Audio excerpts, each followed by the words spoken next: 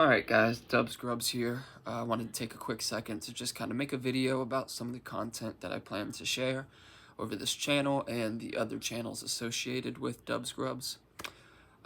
So the main content is going to be, of course, culinary and gardening. And then we're going to do some stuff, in between. So right now we're working with cayenne peppers, jalapeno, scorpion, ghost, Carolina Reapers, honey peppers, and I think there's a few more that I may have missed out. And because I intend to make barbecue sauces, I did start a beefsteak tomato. It's important to get yourself a soil that does not say feeds for up to X amount of months. If you get a soil like that, your seedlings are 9 times out of 10 going to die off because you're giving it nutrients way too soon.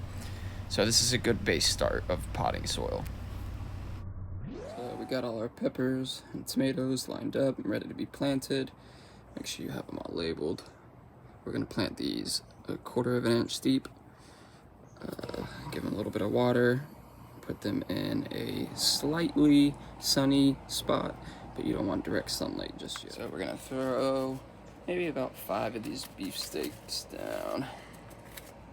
Spread them out a little bit. And just kind of push them down so they can get sowed into that soil. Now we know that we're only going to keep 1 or 2 of these, so planting a few extra doesn't hurt. And just give it some space. There we go. Now, a lot of your more exotic peppers are going to be more difficult to germinate, so make sure ideal conditions are met and the moisture level is consistent. So we're going to leave the beefsteak tomato to the side.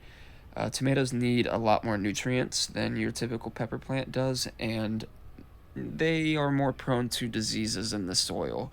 So at the end of its cycle, we'll take a closer look into that soil, maybe even get a soil test kit before we decide if we're going to reuse it for the compost or not.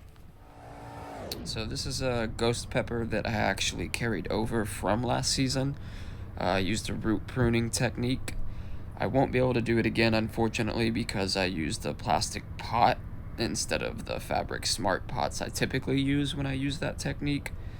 But that is something that I will show along the way as well. So this is a Carolina Reaper that I also carried over from last season. I make a mention about the plastic pots versus the air pots because when you use plastic pots, your plant's roots will tend to move in circles when they run out of spaces to grow, which will leave your plant unable to access the nutrients it needs as easily as it would if it were in an air pot or fabric pot that has air pruning techniques to the roots. Now that we're up to date with that, I just want to chat for a second. This isn't, a professional thing for me. I am new to video editing, so I hope that you can bear with the quality as I get better with the program that I'm using and also upgrade the equipment that I'm using.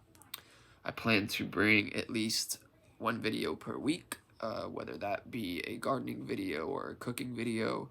You guys can kind of sway that, whatever you want to see. If you have any suggestions, questions, concerns, you just want to tell me you don't like me, that's cool too. But I hope that we can all view this as a learning experience from both sides. So I appreciate you guys stopping by, and I'll see you here shortly with a video of your boy Sauce.